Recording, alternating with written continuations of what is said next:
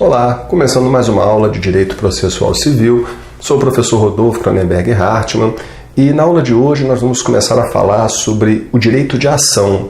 A ação que, juntamente com o processo e com a jurisdição, acaba compondo o que é conhecido como trilogia estrutural do processo civil.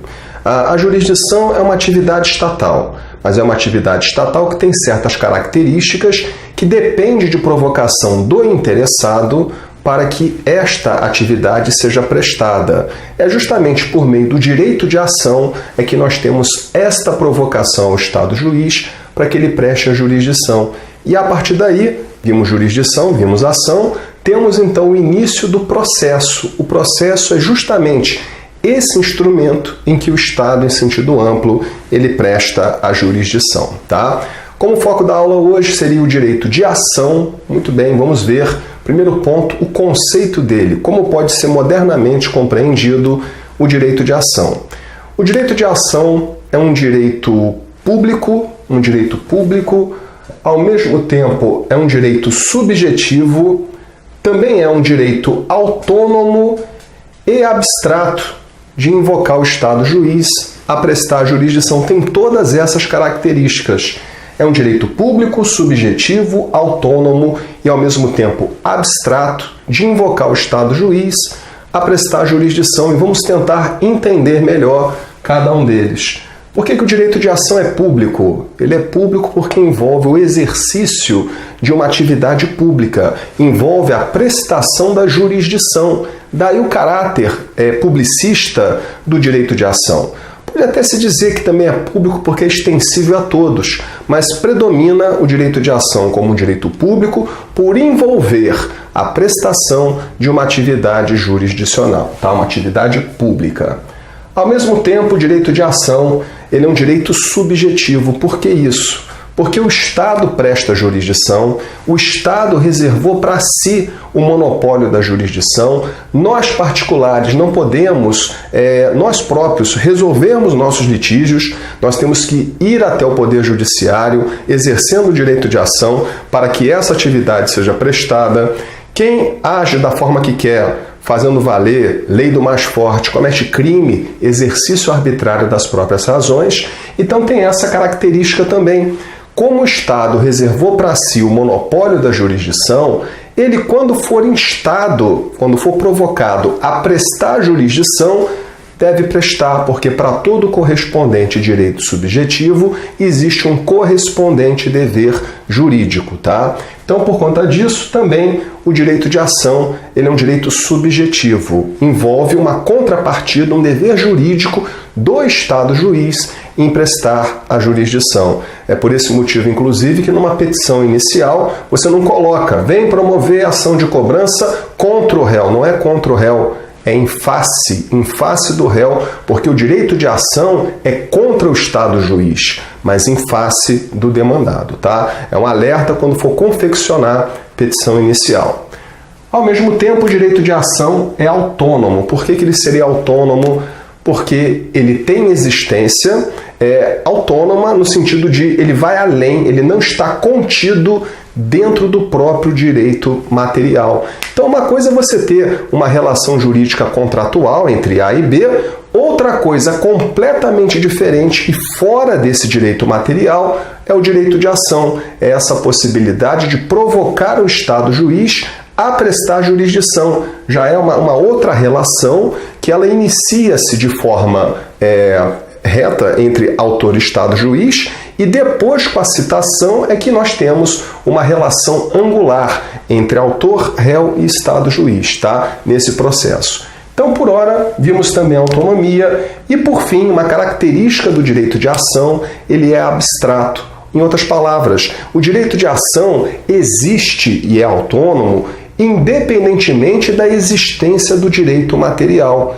Isso nós vamos daqui a pouco até falar sobre as teorias do direito de ação e vai ficar mais claro essa característica do direito de ação ser abstrato, de ter existência própria independentemente da existência do próprio direito material, tá? Então, quanto ao conceito do direito de ação, é um direito público, subjetivo, autônomo e abstrato de invocar o Estado juiz a prestar jurisdição. Esse seria então um conceito tradicional que pode ser utilizado até os dias atuais, muito embora o CPC não tenha trago um conceito sobre o direito de ação. Agora nós vamos falar sobre as teorias a respeito do direito de ação, até para verificar aquela que o Brasil adota modernamente. No direito de ação, esse direito, historicamente, ele não nasceu como algo autônomo como nós temos hoje. O direito de ação ele era considerado como se fosse um apêndice dentro do próprio direito material e até no Código Civil de 1916, esse código, que já não está mais em vigor, o Código Civil, até previa no artigo 75 que para todo direito material havia uma ação correspondente. Deixava bem claro essa falta de autonomia. O direito de ação ele era compreendido dentro do próprio direito material. Dentro do próprio direito material tinha resquício nesse antigo artigo 75 do Código Civil de 1916. Só que, ainda no final do século XIX, na Europa, teve uma polêmica entre o Windchild e Mudder, e um já era um professor renomado, o outro era um estudante que estava iniciando, e começaram um fazer artigo publicado, o outro escrevendo, criticando as posições, e foi por conta dessa polêmica, dessa discussão, que acabaram chegando à conclusão de que o direito de ação ele é autônomo, ele é fora do direito material. E a partir daí, isso teve uma grande mudança no que diz respeito à nossa ciência processual. Ela começou então a se desenvolver. O direito de ação é algo contra o Estado, não necessariamente contido no direito material, e foram então surgindo teorias no continente europeu se esse direito de ação ele seria concreto ou se ele seria abstrato. Ele é autônomo, então o direito de ação existe fora do direito material. Mas nós tivemos aqueles que vislumbraram que o direito de ação, embora autônomo, fosse concreto. Teoria concreta do direito de ação, Adolf Walsh, essa teoria francamente minoritária, ela dizia, a teoria concreta, que só há direito de ação se efetivamente, se concretamente existe o direito material. Então o direito de ação realmente é autônomo, mas só haveria o direito de ação caso existisse um direito concreto, um direito material.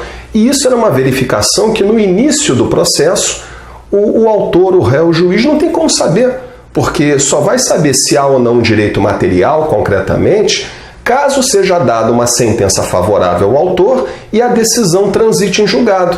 Aí sim nós temos concretamente o direito e poderemos analisar se efetivamente houve exercício do direito de ação.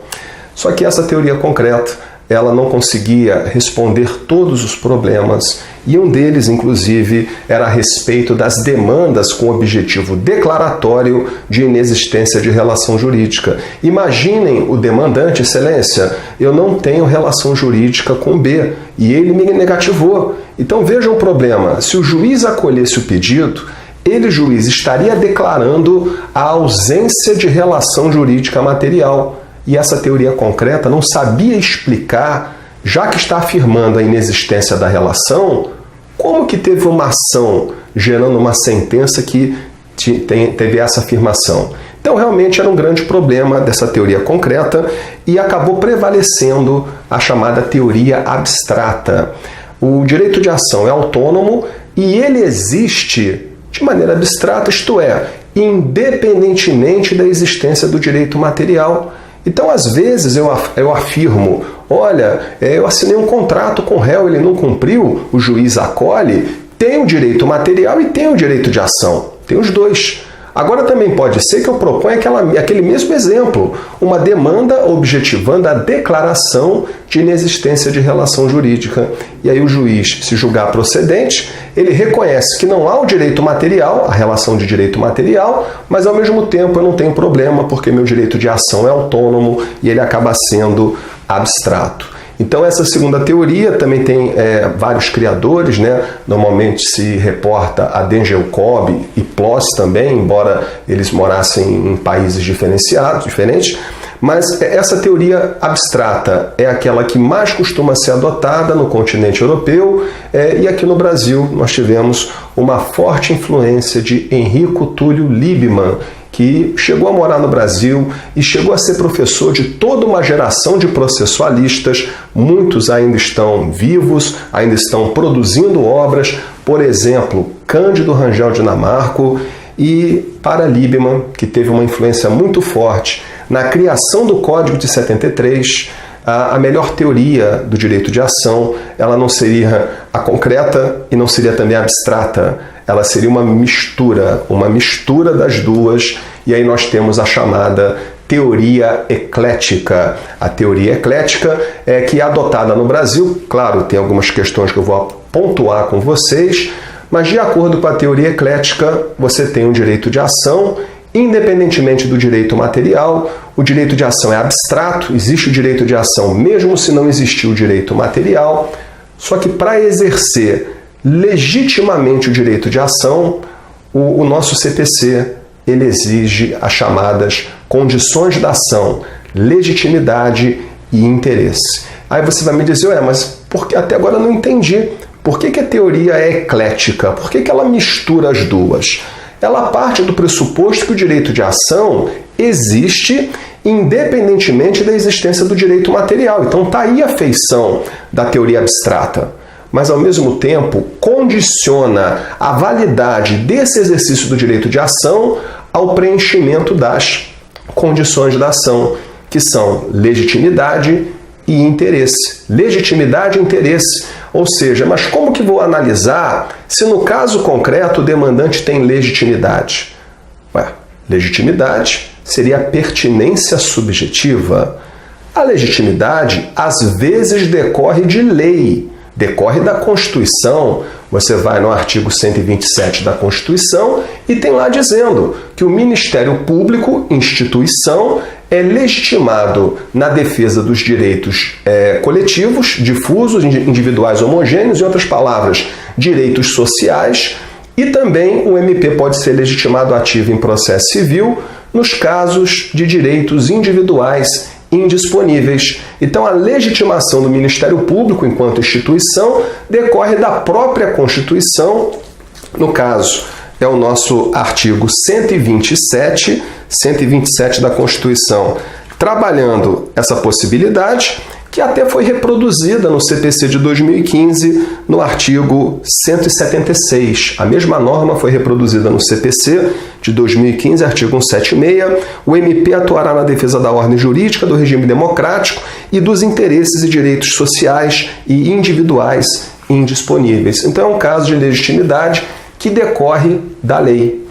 Agora, na maioria das vezes, a legitimidade decorre da própria relação jurídica de direito material.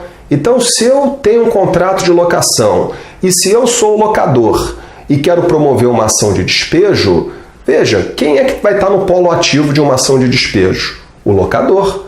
Quem vai estar no polo passivo? O locatário. Então, vocês percebam que, às vezes, a legitimidade ela decorre da análise da relação jurídica de direito material. Só se tem a relação de direito material é que haveria legitimidade, por exemplo. Então isso mostra que no Brasil realmente houve uma mistura das duas teorias. Ela, de um lado, no Brasil, a teoria eclética reconhece o direito de ação é abstrato, existe, mesmo sem existir o direito material, mas em dado momento ele parece que se contradiz. A teoria eclética se contradiz porque exige condições da ação, legitimidade e interesse. Mas normalmente as condições da ação elas são aferidas, são extraídas da própria relação de direito material. Está dizendo que tem que ser concreto então? Então é em relação a isso que eu chamo primeiro a atenção de vocês. No Brasil adotamos a chamada teoria eclética do direito de ação, tá? Esse é o primeiro ponto. Agora, segundo ponto. No código anterior, o CPC mencionava em condições da ação e ainda em legitimidade, interesse e possibilidade jurídica do pedido. Liebman, ainda em vida, reformulou seu entendimento, já existia Código de 73, reformulou seu entendimento ao argumento de que a possibilidade jurídica do pedido não deveria ser analisada como condição da ação, e sim deveria ser o próprio mérito. Então, por exemplo, eu vou usucapi bem público. Isso não é pedido juridicamente impossível, isso é um mérito. Não é possível usucapi bem público. Mérito, é para julgar improcedente. Então ele próprio em vida reformulou a sua teoria, mas nós estávamos com o Código de 73 e agora com o CPC de 2015 houve a possibilidade de avançar nesta seara e o Código não fala mais em possibilidade jurídica do pedido, tá? Vocês podem ir no artigo 17 do CPC novo. Esse artigo 17 prevê que para postular em juízo é necessário ter interesse e legitimidade, artigo 17.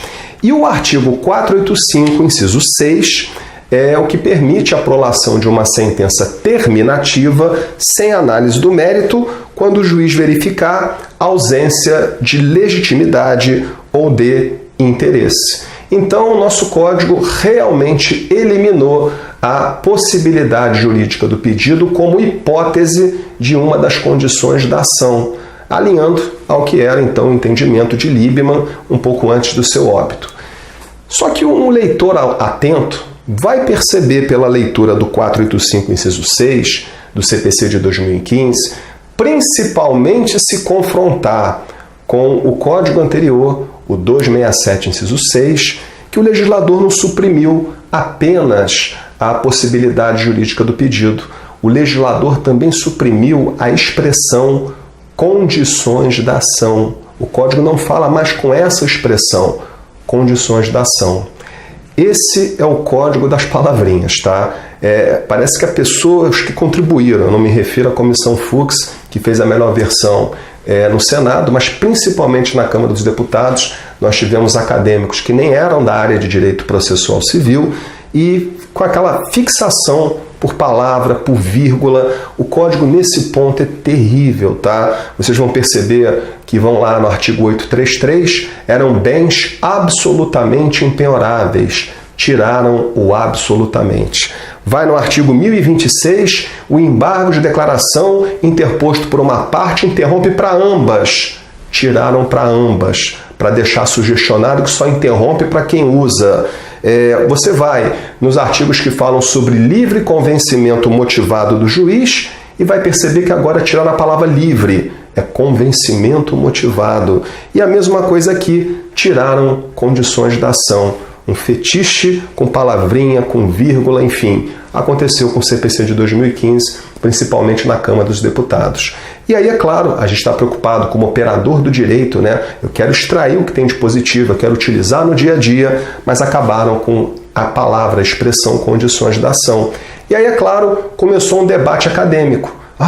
Acabaram com as condições da ação. Agora, legitimidade e interesse, na verdade, são pressupostos processuais.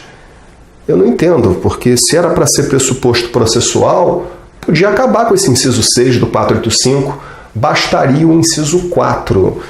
Por outro lado também, alguns autores então começaram a escrever nesse sentido, interesse e legitimidade passam a ser pressupostos processuais, e, por exemplo, temos o professor Fred Dier, que defende isso no volume 1 da sua obra, de Direito Processual Civil. Mas, passado algum tempo com o CPC em vigor, o que nós temos observado é que a jurisprudência continua afirmando que existem condições da ação, afinal, permanece legitimidade, permanece interesse. Então, essa expressão, embora não seja utilizada no CPC, ela continua sendo hábil a instruir em petições, em sentenças. Eu diria até mais. Vejam vocês, por exemplo, o CPP. O CPP também tem condições da ação, ele tem até mais uma, que seria a justa causa. Não poderia o CPC trabalhar a teoria geral de um jeito e o CPP de outro. É teoria geral do processo. E outra coisa, gente, historicamente, a ação é uma coisa, processo é outro. Não dá para confundir uma coisa com a outra. São institutos que foram ao longo dos anos se aperfeiçoando e não tem como misturar uma coisa com a outra. Então, data vênia, nos entendimentos contrários, o Código ainda trata de legitimidade e interesse, ainda temos condições da ação e, é claro, o nosso código continua adotando a chamada teoria eclética do direito de ação, tá? Então, nessa primeira aula, nós falamos sobre o conceito de ação, trabalhamos as teorias, né, sobre o direito de ação e no próximo encontro continuaremos falando sobre esse tema, tá? Até breve, meus caros.